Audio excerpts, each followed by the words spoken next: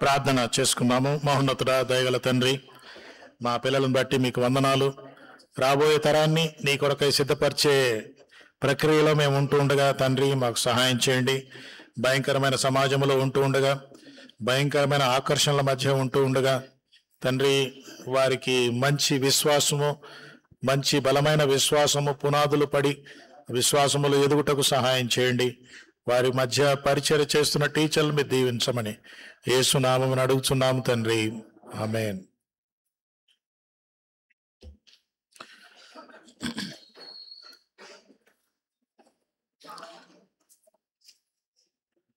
ప్రభునామములో అందరికీ వందనాలు. మరొకసారి సండే స్కూల్ టీచర్ని నేను అభినందిస్తున్నాను. మరి మీరు కొట్టిన చప్పట్లు అంత ఇది లేదు. మరి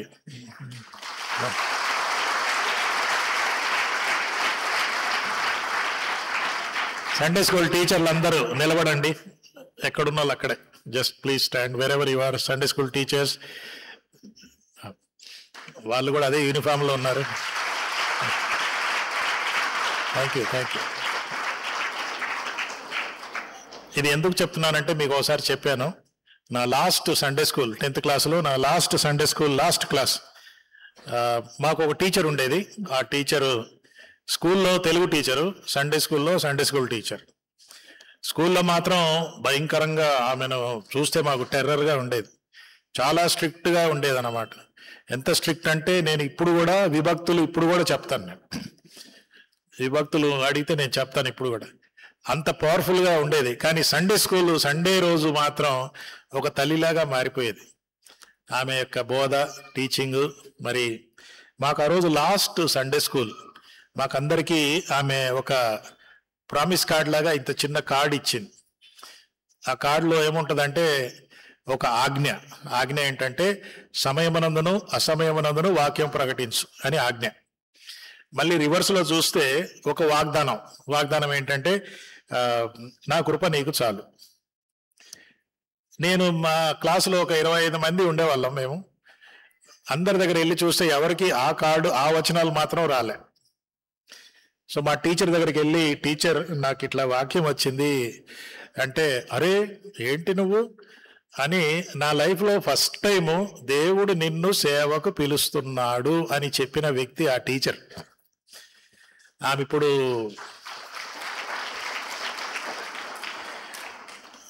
ఆమె న్యూజిలాండ్లో ఉన్నారు.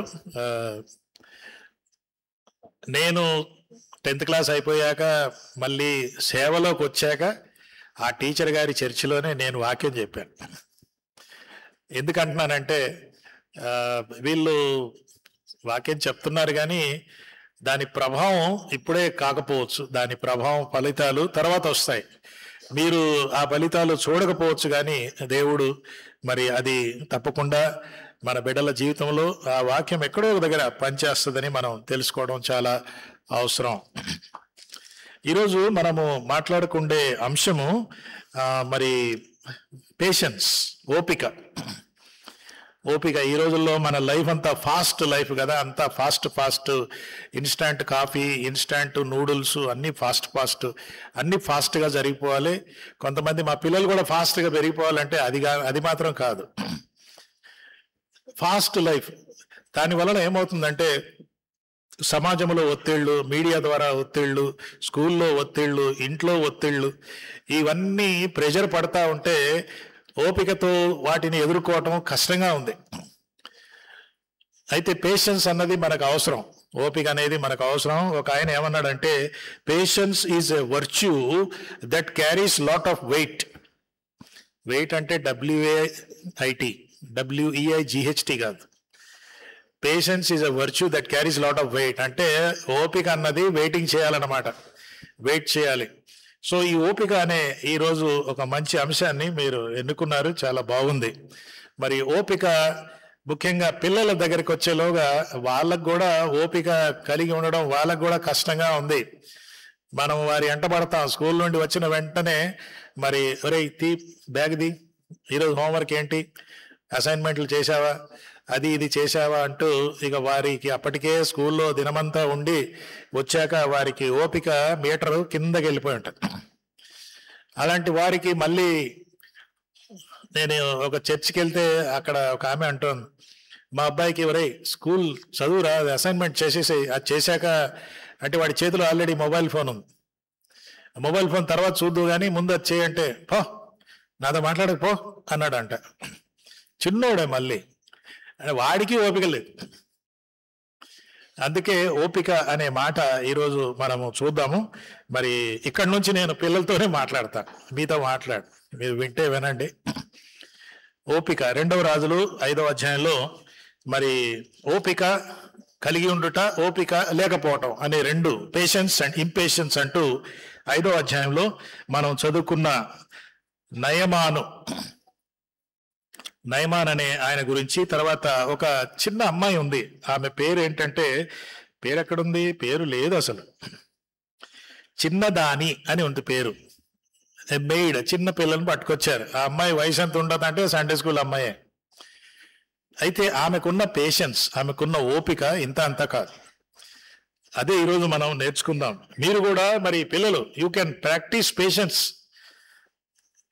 పేషెన్స్ అంటే పెద్దలకే ఓపిక ఉంటుంది, చిన్నోళ్ళకి ఉండదు. అంటే చిన్న పిల్లలు కూడా ఓపిక కలిగి ఉండడం చాలా అవసరం. అందుకే ఈరోజు మరి ఒక చిన్నదాని, ఒక చిన్న అమ్మాయి గురించి మనం మాట్లాడుకుందాం. ఆ అమ్మాయి కూడా మీ వయసే. ఒకవేళ ఆమెకి ఇక్కడ డిహెచ్ఎల్లో ఉంటే సండే స్కూల్ కూడా వచ్చేదేమో. ఆమె గురించి కొన్ని మాట్లాడుకుందాం. అయితే ఇది ఒక స్టోరీ లాగా చెప్పాలంటే, అనగా ఒక రాజు ఉండేను. ఆ రాజు గారి దేశం పేరు సిరియా దేశం. మరి ఆయన దగ్గర ఒక మిలిటరీ ఆఫీసర్ ఉండేవాడు, కమాండరు. మరి ఆయన పేరు నయమాను. ఆయన గురించి ఏం చెప్పబడిందంటే, మరి అతని చేత యెహోవా సిరియా దేశమునకు జయమిచ్చెను. విచిత్రంగా ఉందా? విచిత్రంగానే ఉంది. దేవుడు ఒక అన్యుణ్ణి మరి విజయం కోసం ఆయన్ని వాడుకున్నాడట. ఎవరు విజయం? సిరియా దేశమునకు జయము కలుగుటకు సిరియా కమాండర్ని, సిరియా దేశం మీద విజయం కలగటానికి, సిరియా దేశానికి విజయం ఇవ్వటానికి యెహోవా దేవుడు వాడుకున్నాడంట. Very interesting. కానీ యెహోవా దేవుడు ఆ నయమానును వాడుకున్నట్టు నయమానికి మాత్రం తెలియదు. సరే, ఆయన ఎలాంటి వాడట? మరి ఆయన సైన్యాధిపతి, యెహోవా చేత వాడబడినవాడు, యజమానుని దృష్టిలో ఘనత దయా పొందినవాడు, మహాపరాక్రమశాలి. ఇది ఒకవేళ ఆయన గురించి బయోడాటా రాసి, రెజ్యూమే రాసి ఇవ్వమంటే ఇవన్నీ రాసిస్తాడు కదా. కానీ ఈ ఇంకో పాయింట్ రాయడు. ఏంటి లాస్ట్ పాయింట్? అతనికి కుష్ఠరోగం ఉండెను. ఎవరన్నా అప్లికేషన్ ఫామ్లో రాయరు కదా. మన గురించి అన్నీ రాసుకుంటాం, కానీ చివరిలో నాకు కుష్ఠరోగం ఉంది, నాకు బీపీ ఉంది, షుగర్ ఉంది, లేకుంటే నాకు కోవిడ్ ఉంది, ఎవరు రాసుకోరు. ఈయన గురించి మనం చూస్తే, ఈయన ఒక ఆయన అన్నమాట. ఈయన రాజుగారు ఉన్నాడు, తర్వాత అక్కడ నయమాన్ అంటూ మిలిటరీ కమాండర్ కూడా ఉన్నాడు. ఆ తర్వాత ఇంకొక వ్యక్తి ఉన్నారు. ఎవరంటే చిన్నది అనే మాట, ఒక సండే స్కూల్ అమ్మాయి అక్కడ ఉంది, ఆమె పేరు లేదు. తర్వాత ఏంటంటే నయమాను భార్య కూడా అక్కడ ఉంది, ఇంటి యజమానురాలు భార్య కూడా ఉంది. ఆ తర్వాత మీరు చూస్తే మరి ఇశ్రాయేలు రాజు కూడా ఉన్నాడు. నీవు పోయి నయమాను రాజు వద్దకు పోయి, నాకు ఇలా చిన్నది ఒక మాట చెప్పింది అంటే, చిన్నదాని మాట ఎందుకు వింటారు, పెద్ద ఆఫీసర్ కదా, చిన్నదాని మాట వినడం ఏంటి అని రాజుగారు కూడా ఏమనలేదు. చూడండి, వెరీ ఇంట్రెస్టింగ్. అంటే అక్కడ రాజుగారి కూడా కొంచెం పేషెన్స్ ఉందన్నమాట. రాజులకు పేషెన్స్. నువ్వేంటయ్యా మిలిటరీ ఆఫీసరు, మీ ఇంట్లో పనిచేసే పిల్ల ఏదో చేయమంటే చేసేస్తావా అంటే, ఇక్కడ మీరు గమనిస్తే రాజుగారికి ఓపిక, నయమానికి కూడా వెళ్ళాలనే ఓపిక ఉంది. నేను అక్కడ వెళ్ళొస్తాను, నన్ను పంపిస్తారంటే. అప్పుడు సిరియా రాజు ఏం చేశాడంటే, మరి సిరియా రాజు ఏమన్నాడు? నేను ఇశ్రాయేల్ రాజునకు దూత చేత పత్రిక పంపించేదను ఆజ్ఞ ఇచ్చాను గనక, మరి సరే నేను నీకు రికమెండేషన్ లెటర్ ఇస్తాను. ఆ ఇశ్రాయేల్ రాజు ఉన్నాడు కదా, నువ్వు ఈ లెటర్ తీసుకెళ్ళి ఇలా స్వస్థత చేయాలి అని నేను ఒక లెటర్ ఇస్తాను, దాంతోపాటు కొంచెం గిఫ్ట్ పంపిస్తాను. ఏం పంపించాడు గిఫ్ట్ చాలా ఇంట్రెస్టింగ్ ఉంటుంది. 340 కిలోల వెండి. 340 కిలోల వెండి, 70 కిలోల బంగారం. ఈరోజు రేట్లో పెట్టుకొని చూడండి, 70 కిలోల బంగారం, 70 తులాలు కాదు, 70 కిలోల బంగారం. తర్వాత 10 జతల బట్టలు, ఇవన్నీ కూడా పంపించినట్టుగా మనం చూస్తాం. మరి నా సేవకుడైన యజమానుడు కుష్ఠరోగిగా ఉన్నాడు, నీవు బాగు చేయవలనని అని పంపిస్తే ఇశ్రాయేల్ రాజు షాక్ అయిపోయాడు. ఆయనకి ఉన్న ఏదో కొంచెం పేషెన్స్ ఉంటే అది కూడా పోయింది. ఏంటి, నేను స్వస్థత చేయాలనా? నీ కమాండర్ ఆఫీసర్ నేను స్వస్థత చేయాలనా? ఏంటి, నన్ను యుద్ధంలో ఇరికిస్తున్నావా ఏంటి? నన్ను అనవసరంగా మీరు కెలిగితే ఏంటి, ఏమనుకుంటున్నారు అంటూ పాప మీద భయపడిపోయాడు. అప్పుడు ఇశ్రాయేల్ రాజు ఏం చేశాడు, ఆ పత్రికను చదివి వస్త్రములు చింపుకొని చంపుటకు బ్రతికించుటకు నేను దేవుణ్ణా ఏంటి అన్నాడు అనమాట. So you have different kinds of people. Syria Raju, Israel Raju, Syria military commander, వీళ్ళందరూ ఉన్నారు. వీరిలో కొందరు ఓపికతో ఉన్నారు, కొందరు ఓపిక పోయింది. ఇదంతా ఉంది. తర్వాత 4వ వ్యక్తి ఎవరన్నాను, చిన్నది అనేది చూసాము. తర్వాత నయమాను మిసెస్ భార్య కూడా ఉంది. వీళ్ళందరూ కూడా ఉన్నారు. మరి రాజుగారికి గిఫ్ట్ పంపిస్తే ఇదైపోయింది. ఒకనికి కలిగిన కుష్ఠరోగము మాన్పమని నా యొద్దకు ఇతడు పంపుటయ్యేలా, నాతో కలహము కారణము అతడు ఎందుకు వెతుకుచున్నాడు అని చెప్పి తన వస్త్రములు చింపుకున్నప్పుడు సంగతి దైవజనుడైన ఎవరు విన్నారు? ఎలీషా. ఎలీషాకు ఓపిక, ఈయనకు ఓపిక లేదు కానీ ఎలీషాకు, ఆ బాబు ఆగు, ఏం తొందరపడకు అన్నాడు. ఏమన్నాడంటే, మరి ఎలీషా ప్రవక్త ఏమంటున్నాడు, నీ వస్త్రములు నువ్వు ఎందుకు చింపుకొంటివి? ఇశ్రాయేల్ ప్రవక్త ఒకడు ఉన్నాడని అతనికి తెలియబడినట్లు అతనిని నా యుద్ధకు రానిమ్ము అని రాజునకు వర్తమానము పంపినాం. ఇక్కడ ఎలీషాకు ఓపిక. నయమానుకు ఓపిక ఉంది అక్కడ వెళ్ళి స్వస్థత పొందాలని. నయమాను రాజుగారి ఓపిక ఉంది, తన బిడ్డల్ని, తన కమాండర్ ఆఫీసర్ని పంపాలి, ఆయనకు స్వస్థత రావాలని ఆయనకి ఓపిక ఉంది. అయితే ఇశ్రాయేల్ రాజుకి ఓపిక లేదు. ఇదేంటి, నన్ను అనవసరంగా యుద్ధంలోకి దింపేస్తున్నాడు అంటే అప్పుడు మళ్ళీ ఎలీషా వచ్చి ఆయనకు ఓపిక ఉంది. ఎలీషా ఏమంటున్నాడు, మీరేం అదే నేను చూసుకుంటాగా, నేను చూసుకుంటాను రాజుగారు, మీరేం బట్టలు చింపుకోండి అవసరం లేదు, జస్ట్ రిలాక్స్ రిలాక్స్ అని ఆయన రాజుగారికి మళ్ళీ ఓపికతో ఉండండి, నేను చేస్తానుగా, ఆయన ఇక్కడ ఒక ప్రవక్త ఉన్నాడని తెలుసుకుంటారు కదా అన్నప్పుడు 9వ వచనంలో మీరు చూస్తే, మరి నయమాను గుర్రములతోనూ రథములతోనూ వచ్చి ఎలీషా ఇంటి ద్వారము ముందు నిల్చున్నాడు. ఓపిక. ఎందుకంటే అమ్మాయి చెప్పింది కదా, ఏమని చెప్పింది, ఒక ఆయన ఉంటాడు దైవజనుడు, ఆయన దగ్గరికి వెళ్తే బాగా చేసేస్తాడు. కాబట్టి ఆయన పాపం ఓపికతో అక్కడ నిలబడ్డాడు. నిలబడినప్పుడు జరిగింది ఏంటంటే, అందుకు మరి ఎలీషా ఏమన్నాడు, నీవు యోర్దాను నదికి పోయి 7 మార్లు స్నానం చేయము, నీ ఒళ్ళు మరలా బాగై నీవు శుద్ధుడవు అని అతనితో చెప్పి ఒక దూతను పంపినాం. ఎలీషా బయటికి రాలే, లోపల నుండి ఆయనకి ఒక సెక్రటరీ లాగా ఉంటే ఆయన ఆ మిలిటరీ ఆఫీసర్కి ఒక మాట చెప్పేసిరా, యోర్దాను నదిలో 7 సార్లు మునిగితే బాగైపోతావు అని చెప్పితే, ఇప్పటిదాకా ఓపికతో వచ్చిన నయమానికి ఓపిక పోయింది. ఎట్లా పోయింది చూడండి. అందుకు నయమాను 11వ వచనం, కోపము తెచ్చుకొని అతడు నా యొద్దకు వచ్చి నిలిచి తన దేవుడైన యెహోవా నామమును బట్టి తన చెయ్యి రోగమున్న స్థలం మీద ఆడించి రోగము మానుపని నేను అనుకున్నాను. అప్పటిదాకా నాకు పేషెన్స్ ఉంది, కానీ ఈయనేం చేస్తున్నాడు, నేను అనుకుంటుని కానీ ఇప్పుడు ఈయన ఏం చేస్తున్నాడంటే, మరి నా దేశంలో దమస్కు నదులైన ఈ నదులు కొన్ని ఉన్నాయి కదా, మరి ఆ నదులంటింటికంటే ఇది ఏమి పెద్ద శ్రేష్టమైన నదా? నేను వచ్చి ఆయన ఏదో చేయి పెట్టి ప్రేయర్ చేస్తే బాగైపోతాను అనుకున్నాను, కానీ ఆయన ఏదో మునగమంటున్నాడు ఏంటి, మా దేశంలో కూడా నదులు ఉన్నాయి అని ఆయన ఓపిక మళ్ళీ మీటర్ తగ్గిపోయింది. ఓపిక మీటర్ తగ్గిపోయినట్టుగా మనం చూస్తాము. అయితే వాటిలో స్నానం చేసి శుద్ధుడు నొందలేనా అని అనుకొని రౌద్రుడై తిరిగి వెళ్ళిపోయాను. మళ్ళీ పేషెన్స్ పోయింది. మంచి ఓపికతో ఇంత దూరం సిరియా దేశం నుండి ఇశ్రాయేల్ దేశం దాకా నడుచుకొని వచ్చాడు, రథంలో వచ్చాడు. ఇంత ఓపిక ఉన్నోడు ఆయన అనుకున్నట్టు జరగలేదు కాబట్టి ఉన్న ఓపిక అంతా డౌన్ అయిపోయింది. కాబట్టి రౌద్రముతో, ముందేమో వినయముతో తగ్గింపుతో వచ్చాడు, ఇప్పుడు రౌద్రముతో కోపముతో తిరిగి వెళ్ళిపోతున్నాడు. కోపం ఉందన్నమాట. అయితే 13వ వచనంలో చూస్తే ఆయన ఎవరున్నారు, ఆయన దాసులు, మళ్ళీ వాళ్ళకు ఓపిక ఉంది. చూసారా, కొందరికి ఓపిక ఉంది, కొందరికి ఓపిక లేదు. ఈరోజు మనం అదే మాట్లాడుకుంటున్నాం. ఆయన దాసులలో ఒకడు వచ్చి, నాయన ఆ ప్రవక్త ఏదైనా ఒక గొప్ప కార్యం చేయమంటే నువ్వు చేయవా? అయితే స్నానం చేసి శుద్ధుడో కమ్మని చెప్పడం కంటే మేలు కదా. అందుకు దైవజనుడు చెప్పినట్లు యోర్దాను నదిలో 7 మారులు మునగగా అతని దేహం పసిపిల్ల దేహం వలె అతడు శుద్ధుడాయను. సార్ అంటంలే, నాయన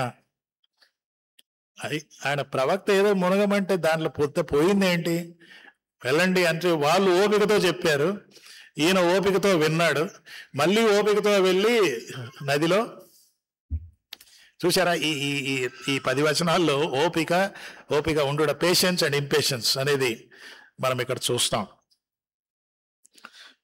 ఆయన బాగైపోయాడు.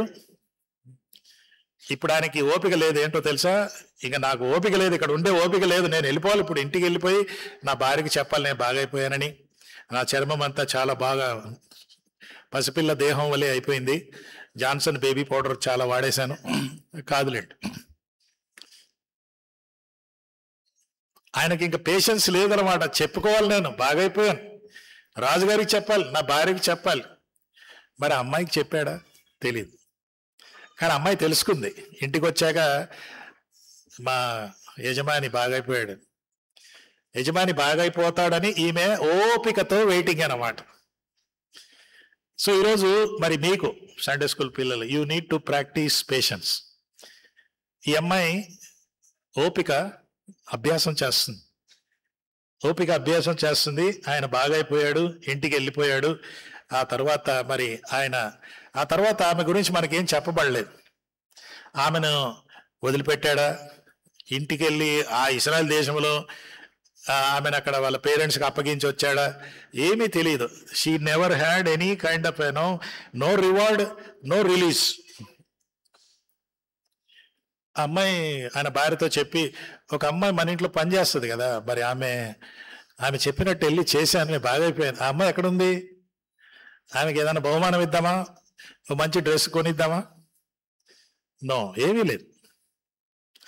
She was nameless girl, nameless, no పేరే లేదు. తల్లిదండ్రులు కూడా దూరం అయిపోయారు, స్వాతంత్రము లేదు, ఒక బానిసగా ఉండిపోతా ఉంది. మరి అలాంటప్పుడు మీరు గమనిస్తే ఆమెను తల్లిదండ్రుల నుండి దూరం చేశారు, కానీ ఆమెలో ఉన్న విశ్వాసాన్ని మాత్రం ఎవరు దూరం చేయలే. ఆమెలో ఉన్న విశ్వాసాన్ని ఎవరు దూరం చేయలేకపోయారు. ఆయనలో ఉన్న దేవుణ్ణి ఎవరు దూరం చేయలేకపోతారు. ఆమెలో ఉన్న నమ్మిక, దేవుడు కార్యం చేస్తాడనే నమ్మిక ఎవరు పాడు చేయలేకపోయారు. చూసారా, యూ పీపుల్, మీరు మీ వయసే అమ్మాయి కూడా, ఆమెకి ఎంత పేషెన్స్ అంటే ఆ పేషెన్స్ ఎవరేం చేయలేకపోయారు. మిలిటరీ ఆఫీసర్, పెద్ద మిలిటరీ ఆఫీసర్, ఏమీ చేయలేకపోయాడు. ఇంకా ఎలా జరిగిందంటే దేవుడు ఆయనను ఈ అమ్మాయి మాట వినేలా చేశాడు. So when you practise patience, when you are close to God, God can make anybody to listen to you. That is the power of obedience, patience. So ఇక్కడ చూడండి, బాగైపోయాడా, అంతే. ఈ అమ్మాయి గురించి కొన్ని మాటలు మనం చూద్దాం. ఒకటేంటంటే, ఆమెకు పేరు లేదు. తర్వాత ఆమె వేరే దేశం నుండి పట్టుకొని తీసుకొచ్చారు, అంటే తల్లిదండ్రులకు కూడా దూరం అయిపోయింది, స్వదేశానికి దూరం అయిపోయింది, బంధుమిత్రాదులకు దూరం అయిపోయింది. కానీ దేవుడు దూరం అవ్వలే, ఈమె దేవునికి దూరం అవ్వలే. కొన్నిసార్లు మనకు పరిస్థితులు బాగలేనప్పుడు, ఏం దేవుడు అండి, దేవుడు ఉంటే ఇట్లా అవుతా, ఒకవేళ దేవుడు ఉంటే నాకు ఎందుకు ఇలా జరిగింది అంటూ she never complaint. When you have real patience, you will not complain. నిజమైన ఓపిక ఉందనుకో, మనం సనుగుడు గొనుగుడు అనేది ఉండదు. ఆ పేషెన్స్లోనే దేవుడు మనకు సహాయం చేస్తాడు. ఈ అమ్మాయి చూడండి, సండే స్కూల్ అమ్మాయి. అయితే ఆమె సహనం, నేను అందుకే టైటిల్ కూడా అదే పెట్టాను, అంటే సహనములో సాహసం. సహనము అంటే పవర్ఫుల్ పేషెన్స్. ఆమె పేషెన్స్లో ఎంత పవర్ ఉందో చూడండి. ఆ యొక్క ఓపిక వలన ఆమెకి ఏమేమి చేసిందంటే, మరి ఆమె గురించి ఆమె ఆలోచించటంలే, నేను ఎంతకాలం ఇక్కడ ఉంటాను, నేను ఎప్పుడు ఇక్కడి నుంచి బయటపడతాను, ఎప్పుడు ఈ రాజుగారు ఓడిపోతాడు, ఎప్పుడు ఈ నా యజమాని నయమాన్ ఉన్నాడు కదా, ఆయనకి లెప్రసీ ఉంది కదా, ఈ లెప్రసీతో వాడు సావునుగాక అని అనలే. ఎవరన్నా మనకి అన్యాయం చేసినప్పుడు, ఎవరన్నా మనకి బాధ కలిగించినప్పుడు వారి క్షేమం మనం కోరుకోవటం అది కాని పని. మరి ఈ చిన్న పాప, ఈ అమ్మాయి మరి ఏం కోరుకోవచ్చు? నువ్వు నన్ను మా దేవుడి నుండి మా పేరెంట్స్ దూరం చేసావు కదా, ఐసే అవుతా తెరకు అండి, నీకు అట్టనే అవుద్ది, నీకు ఇట్టనే అని అంటావులే. నువ్వు ఇట్లా ఉండకూడదు అంటుంది. నువ్వు ఇట్లాగనే ఉండాలని అంటావులే. నువ్వు ఇట్లా ఉండకూడదు మా యజమాని గారు, మీకు ఒక పరిష్కారం చెప్తాను. మిమ్మల్ని రోజు ఆ కుష్ఠరోగం వల్ల బాధపడటం నేను చూస్తూ ఉన్నాను. నా బాధలు పక్కన పెట్టండి, మీ బాధ నేను చూస్తున్నాను. అమ్మాయి నీకు మరి ఎందుకు అలా ఆయన క్షేమం కోరుకుంటున్నావు, నీ క్షేమం కోరుకోవట్లేదంటే, లేదు, దేవుడు నన్ను ఇక్కడ తీసుకొచ్చాడు, ఆయనను నేను ఎలా చూస్తున్నానంటే ఒక శత్రువుగా చూడటంలే, నేను ఆయనను దేవుని నేత్రాలతో చూస్తున్నాను కాబట్టి దేవుని దయ ఆయన మీద కలిగింది. నాకు దేవుని నేత్రాలతో చూస్తున్నాను, దేవుని హృదయంతో స్పందిస్తున్నాను. I see with the eyes of Jesus and I respond with the heart of Jesus. Exactly, when you see things with the eyes of Jesus, you will see different things. When you respond with the heart of Jesus, you will respond for the glory of God. దేవుని మహిమార్థమే ఆమె చేసినట్టుగా మనం చూస్తున్నాం. ఆమె అలా సలహా ఇవ్వాలంటే guts ఉండాలి, ధైర్యం ఉండాలి, దమ్ము ఉండాలి. అలా సలహా ఇచ్చింది అంటే మరి ఓపిక ఉండాలి. ఆ సలహా ఇచ్చింది అంటే రిస్క్ తీసుకుంది. ఒకవేళ బాగా కాలేదనుకో, ఎవరా మీ దేవుడు, ఏం చెప్తున్నావు, ఏం మాట్లాడుతున్నావు అని ఆమె రిస్క్ కూడా తీసుకున్నదనమాట. దేవుడు తప్పకుండా కార్యం చేస్తాడని రిస్క్ తీసుకుంది. ఆమె తన యొక్క శత్రువుని ప్రేమించినట్టుగా మనం చూస్తాం. Love your enemies. ఈమెకి ఎవరు బోధ చేయలే, ఈమె ఏదో చర్చికి వెళ్ళలేదు, ఏదో సండే స్కూల్కి అసలే వెళ్ళలేదు. కానీ ఆమె చాలా విషయాలు ఇక్కడ ఆమె జీవితంలో మనం చూస్తున్నాం. ఏం చూస్తున్నామంటే మరి ఆమె అక్కడ ఆ ఇంట్లో, ఆ దేశంలో వెలుగుగాను, ఉప్పుగాను, పరిమళ సువాసనగాను ఉంది. మీరు లోకమునకు వెలుగై ఉన్నారు, యెరూషలేముకే కాదు లోకమునకు. అందుకే దేవుడు ఆమెను వేరే దేశం తీసుకెళ్ళాడు. నువ్వు అక్కడ వెలుగుగా ఉండాలి. You are the light of the world. As you grow up, మీరు పెద్దోళ్ళు అయిపోయాక దేవుడు మిమ్మల్ని ఎక్కడ పెడతాడో తెలియదు, కానీ మీరు ఎక్కడున్నా సరే మీరు దేవుని కోసం వెలుగుగా ఉండాలి. తర్వాత salt, you are the salt. ఈ నయమాను జీవితం అంతా నిస్సారమైన జీవితం, అన్ని చేసుకుంటున్నాడు కానీ టేస్ట్ లేదు లైఫ్లో. ఈమె వచ్చి ఆయన జీవితంలో ఒక ఉప్పులాగా పనిచేసి ఆయన జీవితానికి ఒక రుచి ఆమె ఇవ్వగలిగింది. ఎవరీమే పెద్ద ఆమె కాదు, మీలాంటి సండే స్కూల్ అమ్మాయి. తర్వాత పరిమళ సువాసన. యేసుక్రీస్తు జ్ఞానం, దేవుని జ్ఞానం ఏమల్లో ఉంది కాబట్టి యేసుక్రీస్తు జ్ఞానమే పరిమళ సువాసన. ఆ పరిమళ సువాసన ఆమె పరాయి దేశంలో, ఆమెను బానిసగా పెట్టుకున్న ఆ ఇంట్లో, ఆమెను ఒక చిన్న చూపు చూసే ఆ కుటుంబంలో ఆమె పరిమళ సువాసనగా ఉంది. ఇదంతా ఎందుకంటే it's all because of patience. She was patiently waiting for God to do something. అందుకే ఆమెలో ఆ ఓపిక మనం ఇక్కడ చూస్తాం. ఆమెలో ఓపిక అనేది మనం గమనించాలి. ఆమె పగ తీర్చుకోవటం అనేది చేయలే. ఆమె కావాలంటే ఏదన్నా ఫుడ్లో పాయిజన్ కలిపో లేకుంటే ఏదైనా హానికరం చేయొచ్చు కదా, కానీ ఆమె అవన్నీ ఏం చేయట్లే. బైబిల్ ఏమంటుందంటే రివెంజ్ ఈజ్ మైన్. పగ తీర్చుట నా పని, మీరు ఆ పని మీరు చేయకండి అన్నట్టుగా మనం ఇక్కడ చూస్తాం. ఆ పని ఆమె చేసినట్టుగా మనం చూస్తాము. మరి ఆమె బయటకు మాత్రం బందీగానే ఉంది కానీ లోపల మాత్రం ఫ్రీగా ఉంది. ఎందుకంటే మీరు సత్యమును ఎరుగుదురు, సత్యము మిమ్ములను. She knew the truth and so she was free inside. Outside she was bound. But she was not bothered. ఎవరామె? మీలాంటి అమ్మాయి, very small girl, Sunday school girl. కానీ ఆమెకున్న పేషెన్స్ ఇంత అంత కాదు. ఈయన బాగా అయిన తర్వాత వచ్చి యజమాని గారు బాగా అయిపోయారు కదా, మరి నేను వెళ్ళవచ్చా, మా ఇంటికి వెళ్తాను, I'm missing my mummy daddy, ఏం అడగటంలే. దేవుని కార్యం, దేవుడు చెప్పాడు, నేను ఇక్కడే ఉంటాను. మనకు తర్వాత ఏం జరిగిందో తెలియదు, కానీ మరి ఆమె గురించి ఒకటి మాత్రం ఇక్కడ తెలుసుకుంటాం. షీ హ్యాడ్ పేషెన్స్, సహనం, సహనం. అందుకే ఆమె తన యొక్క ఓపికతో ఒక కార్యం చేసింది. ఒకటే చిన్న అమ్మాయి, ఒక దేశంలో నంబర్ 2 అంటే రాజు తర్వాత ఈయనే కమాండర్, అలాంటి వ్యక్తికి దేవుని గురించి చెప్పగలిగింది.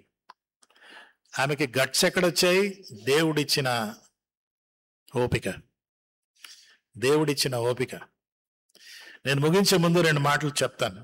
ఏంటంటే, గలతీ పత్రిక 5వ అధ్యాయం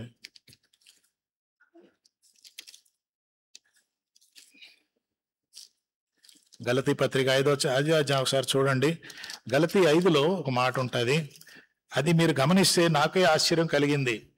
ఈమెలో ఇవన్నీ నేను చూడగలిగాను. Galatians chapter 5 verse 22. Let us see if this girl had all those things. ఆ అమ్మాయిలు ఇవన్నీ ఉన్నాయో చూద్దాం, సరేనా? ఓకే, నంబర్ 1, ఆత్మఫలమేమనగా ప్రేమ. ఈ అమ్మాయిలో ప్రేమ ఉందా? ద్వేషం ఉంటే చేసేదా పని? చేసేది కాదు. ప్రేమ. సంతోషంగా ఉందా? లేకుంటే దిగులు పడి నాకెందుకులే, వాడు కుష్ఠరోగం వస్తే నేనేం చేశాను అని ఆమె సంతోషంగా ఉంది, ఏదైనా చెయ్యాలి. సంతోషం ఉందా? ఉంది. సమాధాన పడిందా? అవును, సమాధాన పడింది, సమాధానం కలిగి ఉంది. దీర్ఘశాంతం ఉంది, దయాలుత్వం ఉంది, మంచితనం ఉంది, విశ్వాసం ఉంది, సాత్వికం ఉంది, ఆశా నిగ్రహం. కోపం వచ్చింది కానీ మళ్ళీ ఆశా నిగ్రహం కంట్రోల్లో పెట్టుకుంది. నాకు చాలా ఆశ్చర్యం కలిగింది నిన్న ఈ పాయింట్స్ రాస్తా ఉంటే. ఈమె గలతీ పత్రిక ఎప్పుడు చదవలే, షీ నెవర్ రెడ్ గలేషియన్స్. గలతీ పత్రిక 5:22 ఆమెకు తెలియదు, కానీ గలతీ పత్రిక 5:22 ఈమె జీవితంలో ప్రదర్శించింది. ఎవరి పిల్ల? సండే స్కూల్ పిల్ల. ఓపిక. You can practise all these మీ ఏజ్లో, you know that you can practise this. So next time you go home, read Galatians 5:22 అని పెట్టి ఒక చాట్లో అన్నీ రాసి పక్కన ఏం రాయాలంటే I have this, I don't have this అని పెట్టండి. Okay, I don't have this, Jesus please help me అంటూ అవన్నీ లిస్టులో రాసి ఎస్ నో ఎస్ నో అని మీరు రాయగలిగితే God will help you, God will help you, Jesus will help you to practise this. ఇంకోసారి చూద్దామా ఈమె జీవితంలో ఓపిక ఎందుకు వచ్చింది? దీర్ఘశాంతము, దయాలత్వము, మంచితనము, ప్రేమ, దీర్ఘశాంతం. ఏమ్మాయి ఎక్కడ నేర్చుకున్నావు? ఏ చర్చికి వెళ్ళావు? నేను ఏ చర్చికి వెళ్ళలేదు సార్. ఏ సండే స్కూల్ వెళ్ళావు? ఏ సండే స్కూల్కి వెళ్ళలేదు సార్. నీ చేతిలో బైబిల్ ఉందా? బైబిల్ కూడా లేదు సార్. మరి ఎక్కడ నేర్చావు? ఊపర్ వాలా సిఖాయా, ఆయన నాకు నేర్పించాడు. అదండి ఓపిక అంటే. ఈరోజు ఆ ఓపిక మన పిల్లలకి మాత్రమే కాదు, మనకు కూడా కావాలి. మన పిల్లల దగ్గర ఓపిక ఎక్స్పెక్ట్ చేస్తే మనకు కూడా ఓపిక ఉండాలి. మనం కూడా ఈ యొక్క గలతీ 5:22 మన జీవితాల్లో కూడా మనం ప్రాక్టీస్ చేయాలి. ఇది అప్పుడప్పుడు కాదు, ఇది రోజు టెస్ట్ చేసుకుంటే బాగుంటుంది. ఈ ఆత్మఫలం ఏమనగానే ట్యాబ్లెట్లు రోజు తీసుకోవాలి, 3 పూటలు తీసుకోవాలి, భోజనానికి ముందు, భోజనం తర్వాత. దీనికి చాలా సైడ్ ఎఫెక్ట్స్ ఉంటాయి, చాలా మందికి సైడ్ ఎఫెక్ట్ పడుతుంది. ఈమె జీవితాన్ని చూస్తే ఈమె కూడా సైడ్ ఎఫెక్ట్, పెద్ద మిలిటరీ ఆఫీస్కే సైడ్ ఎఫెక్ట్. ఆ రాజుగారికి కూడా ఈమె గురించి చెప్పాడు ఈయన. ఒక చిన్నది నన్ను ఆ ఊరికి ఆ దేశానికి వెళ్ళమన్నదంటే రాజుగారి మీద సైడ్ ఎఫెక్ట్ పడింది. అక్కడున్న ఆయనతో వచ్చిన దాసులు ఉన్నారు కదా, సర్వెంట్లు, వాళ్ళ మీద సైడ్ ఎఫెక్ట్ పడింది. What a great girl, small girl, she had that fruit of the spirit and so there is side effects వచ్చేసి. May God bless you. మీరు ఎదిగే కొద్దీ ఈ అమ్మాయిలాగా తయారవ్వాలని, మరి ఇలాంటి జీవితం మీరు కలిగి ఉండాలని, గలతీ 5:22 మీ జీవితంలో సఫలంగా ఉండాలని మనం కోరుకుందాము. ప్రార్థన చేద్దాం. రండి ప్రార్థన చేద్దాం.